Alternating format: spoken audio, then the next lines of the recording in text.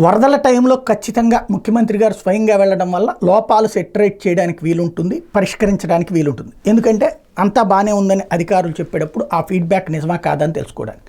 జగన్ ఆస్పెక్ట్కి చంద్రబాబు ఆస్పెక్ట్కి ఒక తేడా ఉంటుంది. జగన్ ఏంటంటే వరదలప్పుడు ప్రకృతి వైపరీత్యాలప్పుడు మనం వెళ్ళి పనులు డిస్టర్బ్ కానియకూడదు, అయిపోయిన తర్వాత అదంతా కూడా మానిటర్ చేయాలా ఎప్పటికప్పుడు. ఆ మానిటరింగ్ అంతా పర్ఫెక్ట్గా అయిపోయిన తర్వాత మీకు ఆ సదుపాయం అందిందా లేదా మా ప్రభుత్వం వలన అని వెరిఫై చేసే తీరు అతనిది.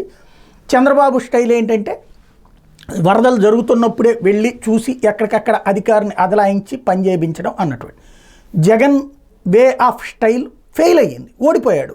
40% ఓట్లకి 11 సీట్లకి పడిపోయాడు. కాబట్టి చంద్రబాబు విధానం రైట్, నో డౌట్, ఎందుకంటే పబ్లిక్ అది కోరుకున్నారుగా. కానీ ఒకటే సమస్య ఏంటంటే పద్దాక చంద్రబాబు గారు తిరుగుతూ ఉంటే ఒకసారి ప్రాక్టికల్గా ఆలోచించండి. ముఖ్యమంత్రి హోదాలో ఉన్నారు, ఆయన Z category security, police, revenue, టోటల్గా ముఖ్యమంత్రి ఉన్నప్పుడు ముఖ్యమంత్రిని వదిలేసి లోపలికి వెళ్తారా?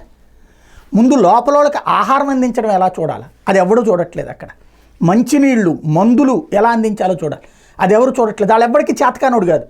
ప్రతి రెవెన్యూ అధికారికి సబ్జెక్ట్ ఉన్నది, ప్రతి మున్సిపల్ అధికారికి సబ్జెక్ట్ ఉంది.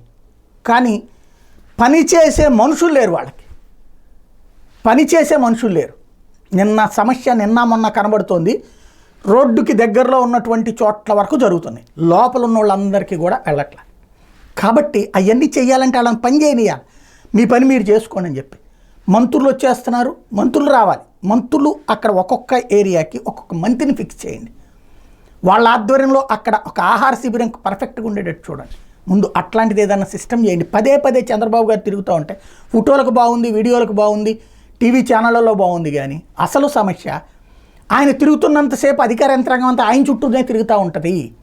అది మంచి పరిణామం కాదు. ఆలోచించుకోండి, లేదా అదే కరెక్ట్ అనుకుంటే ఎవరిష్టం వాళ్ళ దగ్గర.